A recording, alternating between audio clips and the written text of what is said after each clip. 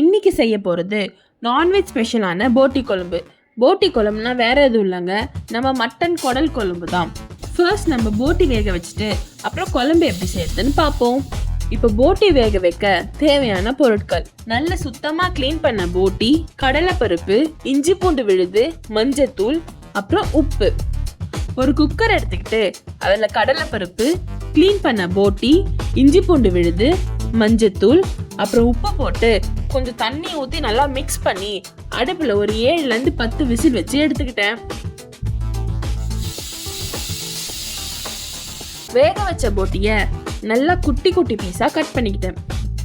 வேக வச்ச தண்ணியை நம்ம குழம்புல சேர்க்க போகிறோம். இப்போ நம்ம போட்டி குழம்பு எப்படி செய்யலான்னு பார்க்கலாமா?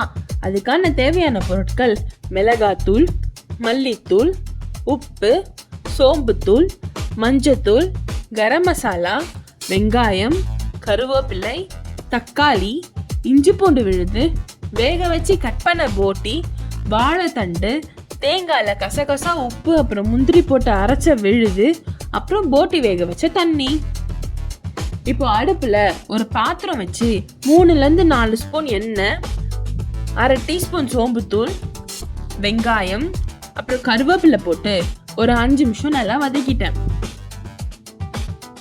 அப்புறம் இஞ்சி பூண்டு விழுது போட்டு ஒரு 2 நிமிஷம் வதக்கிட்டு தக்காளி போட்டு நல்லா மசிய வச்சுட்டு கொஞ்சம் சால்ட்டும் மஞ்சத்தூளும் போட்டு மிக்ஸ் பண்ணி மூடி போட்டு வேக வச்சு எடுத்துக்கிட்டேன். கொஞ்சம் நல்லா வதங்கின அப்புறம் பொடியாக நறுக்கின வாழைத்தண்டு போட்டு கொஞ்சம் வதக்கிட்டு அப்புறம் வீட்டில் அரைச்ச மிளகாத்தூள், மல்லித்தூள் போட்டு நல்லா மிக்ஸ் பண்ணிட்டு மூடி போட்டு வேக வச்சுக்கிட்டேன்.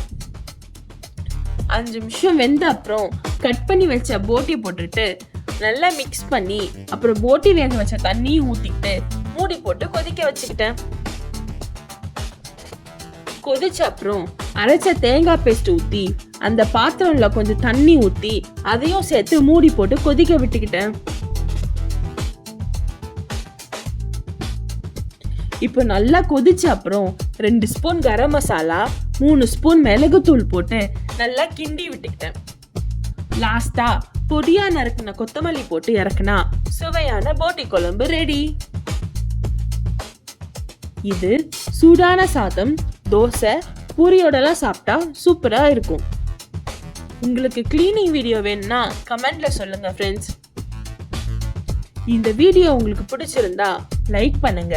நீங்களும் செஞ்சு பார்த்து எப்படி இருக்குன்னு கமெண்ட்ல சொல்லுங்க. அப்புறம் மறக்காம சப்ஸ்கிரைப் பண்ணிக்கோங்க.